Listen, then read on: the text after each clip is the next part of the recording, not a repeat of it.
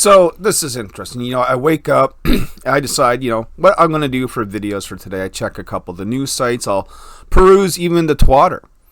And of course, when I come to Twitter, I get tagged. Nyobicomics delivers. You see that from Flying Sidecar Press? Now, of course, I don't know in what context this is for, but I do deliver. And on time books is, right?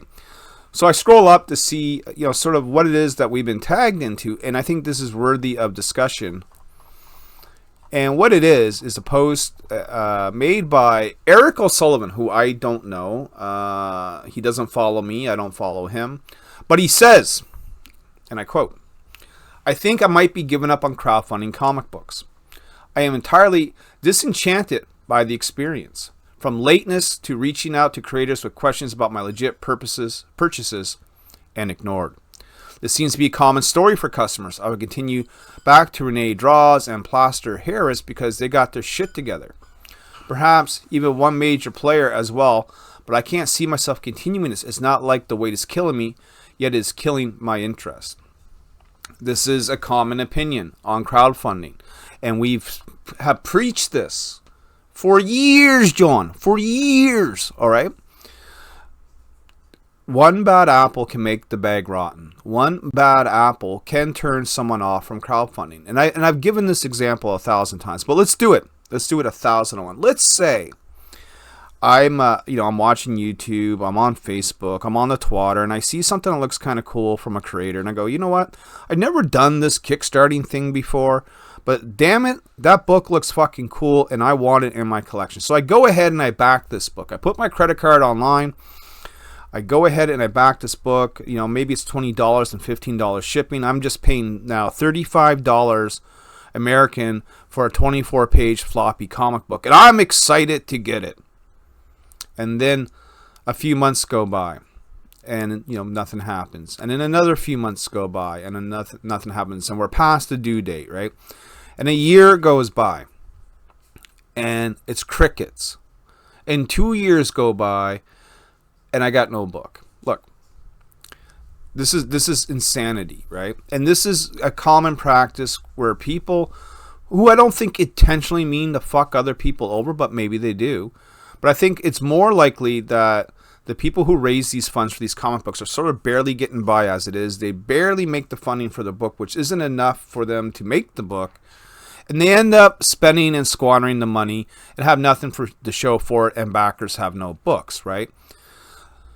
If I'm backing a Kickstarter and I get burned, and it's like my first couple times doing it, yeah, I'm probably not coming back. I'd rather just go to the LCS, pay my $4.99, $3.99, whatever it is, and get my monthly comic books, as opposed to taking a chance on these new creators who do not know what the fuck they're doing. Now, we all have to learn, and usually we all have to learn the hard way. Professor Geek here, I call him Geek, is Professor Haytinen, and I've been on his show. Cool guy, fellow Canadian. Had a question here. He says, in your opinion, what is the timely manner for a product fulfillment on crowdfunding? I'm honestly interested in what people have to say on this. So I don't even need to read the answers. I'll give you my answers. It's whenever the book is done, right? So let's say I'm crowdfunding Niobe Pinguina. We are 3/4 of the way done. We'll have this book done in 2 or 3 weeks, easy. And I can go ahead and run my crowdfunder.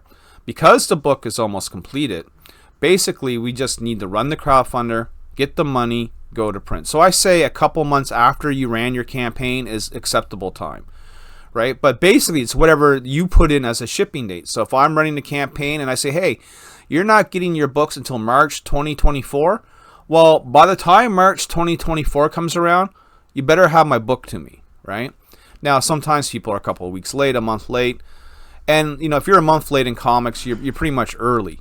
But the fact of the matter is, try to nail down your delivery as promised, as much as you can. Because when you don't, you get posts like this, and you get customers who are backing out. And it's hard enough to crowdfund in this later part of 2023 as it is. Just financially, things are tough, right? They're tough all around, and I get that.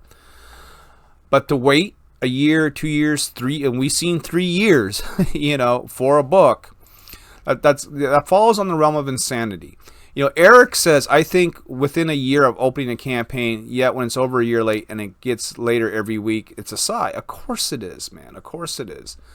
Chris Brady says, how about when they say they list a date for shipping, which they almost always miss? You know who doesn't miss that? Me. And that's why I got tagged in this, that we do deliver. Guys, if you want to get comic books, crowdfund it. You want to get something that is sort of making the leap. Not only are we crowdfunding comic books now, but we're also in the shops, right? So that should tell you that we have quality. We have deliverability and we have quality. Get Nyobi. We'll talk to you soon for the next video.